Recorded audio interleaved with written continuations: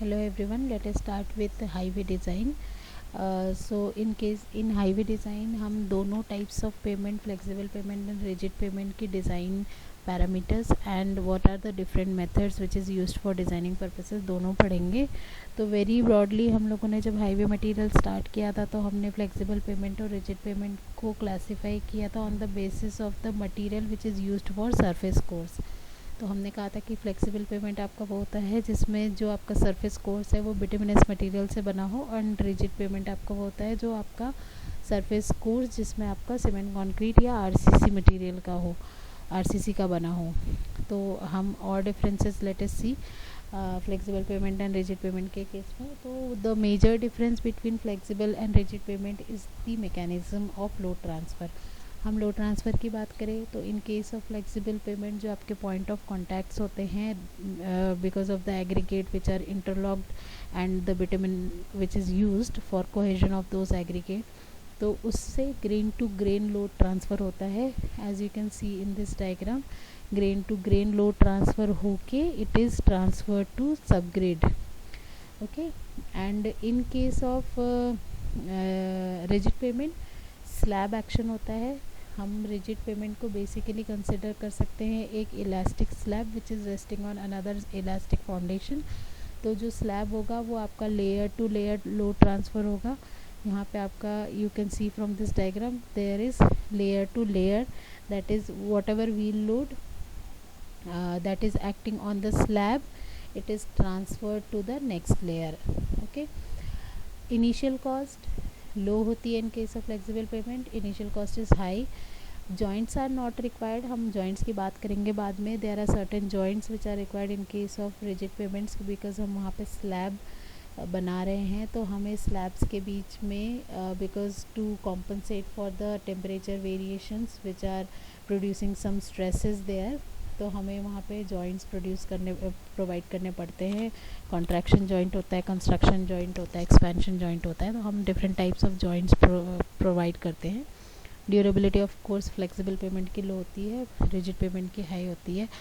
Goods upgrade की requirement होती है बिकॉज हमने इनिशियली बोला कि आपका grain to grain load transfer हो रहा है, तो grain to grain load transfer की वजह से it is transfer to the subgrade. So good subgrade is required. Also flexible pavement में अगर आपका सबग्रेड पे कुछ एंड्यूलेशन, कुछ डिफॉर्मेशंस हो रहे हैं तो that is reflected to the surface of the flexible pavement. कुछ भी लोअर लेयर्स पे जो भी एंड्यूलेशंस होंगे वो आपके अपर लेयर पे रिफ्लेक्ट होंगे, तो वहाँ पे गुड्स अपग्रेड की रिक्वायरमेंट रहेगी. रिजिड पेमेंट के केस में सबग्रेड गुड मतलब यहाँ पे गुड का मतलब है कि इट इज़ नॉट रिक्वायर्ड कि वो आपका पूरा लोड बियर कर सके, बिकॉज जो आपका स्लैब है वो आपका लोड बियर कर रहा है, that is sufficient to bear the load. Temperature variations की भी हमने बात करी. टेम्परेचर वेरिएशंस फ्लेक्सिबल पेमेंट में नहीं होते हैं. टेम्परेचर वेरिएशंस की वजह से कोई स्ट्रेसेस डेवलप नहीं होते हैं बेसिकली, एंड रिजिड पेमेंट के केस में वहाँ पे स्ट्रेसेस डेवलप होते हैं because of the temperature variations.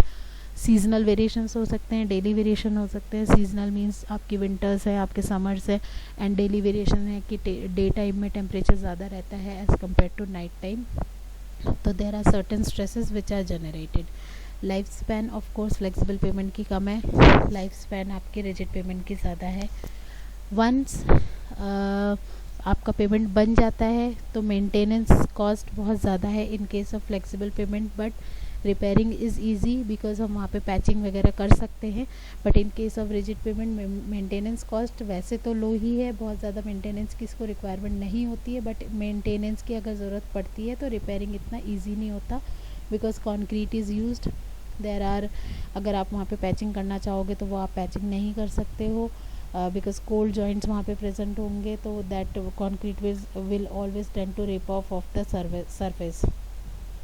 Because of the colour of bitumen, because वो आपका ब्लैकिश डार्क ब्राउनिश कलर का होता है, तो आपकी नाइट विजिबिलिटी उसमें कम हो जाती है, बट कोई ग्लेयर नहीं प्रोड्यूस होता सनलाइट से, which is reversed in case of rigid pavement. Whitish surface होता है तो आपकी night visibility is fine, but glare produce होता है due to sunlight. Again stability is depending on the aggregate interlocking particle, whereas वहाँ पे in case of rigid pavement stability is depending on the joints. Flexible pavement, road आपकी within 24 hours for usage open हो जाती है.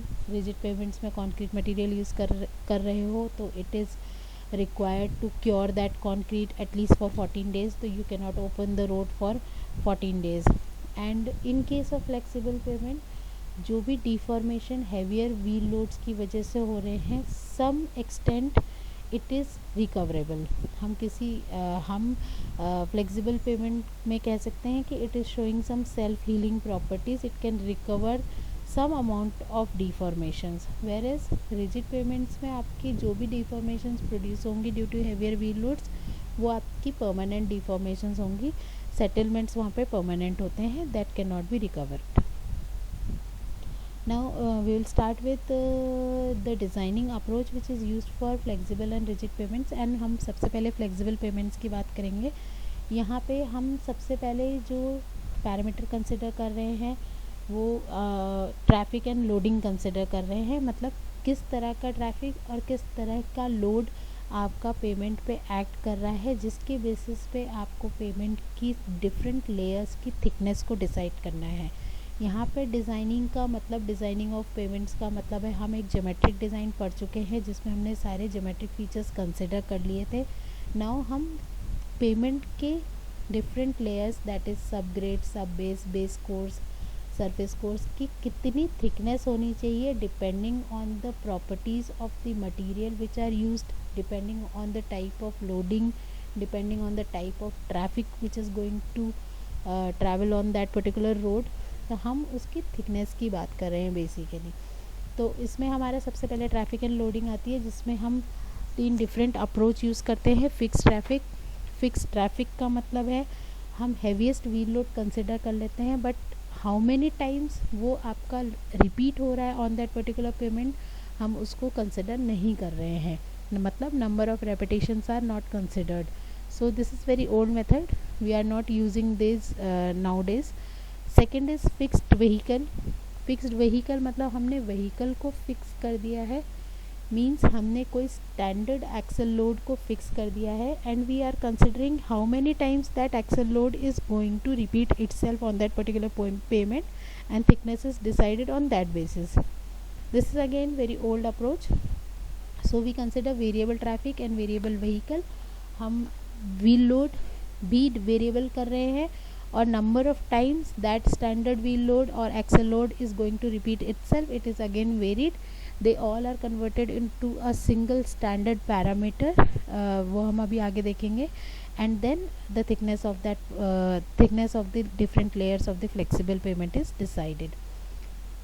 Next parameter is the design wheel load, जिसमें हम maximum wheel load को consider करते हैं for estimating or deciding the thickness of the layers.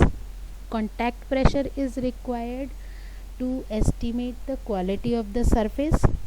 Dual and multiple wheel loads, हम different wheel assemblies देखते हैं डिफरेंट व्हीकल्स में. फॉर हैवियर ट्रक्स जो आपके कमर्शियल व्हीकल्स हैं उसमें आप डिफरेंट असेंबलीज देखोगे. सिंगल एक्सल होगा, डबल एक्सल होगा, डबल मीन्स टैंडम एक्सल होगा, सिंगल व्हील असेंबली होगी, डुअल व्हील असेंबली होगी, मल्टीपल व्हील्स होंगे. जो आपके बहुत ज़्यादा हैवी कमर्शियल व्हीकल्स होते हैं, बड़े बड़े ट्रक्स होते हैं, तो उनमें आपकी multiple axles and multiple wheel assemblies होती है. तो हम क्या करते हैं कि जो भी आपकी dual and multiple wheel assemblies या व्हील लोड्स होते हैं उनको इक्विवेलेंट सिंगल व्हील लोड में कन्वर्ट करते हैं for considering further. And the repetition of load में आपका एक इक्विवेलेंसी चलती है, विच इज़ बेसिकली कि अगर आपका कोई P1 लोड है which is repeating itself for N1 number of times, तो अगर ये किसी एक पर्टिकुलर अमाउंट का डिफॉर्मेशन प्रोड्यूस कर रहा है, and for the same amount of deformation if P2 load N2 number of times it is repeated is taken into account for the same amount of deformation, then we can consider these two as equal, which means that if P1 N1 is producing some amount of deformation, and if that deformation can be produced using P2 N2, then these two can be considered as equal. So IRC has specified maximum legal axle load as 8170 kgs and maximum equivalent single wheel load at 4085 kgs. Next we will see equivalent single wheel load in the next video.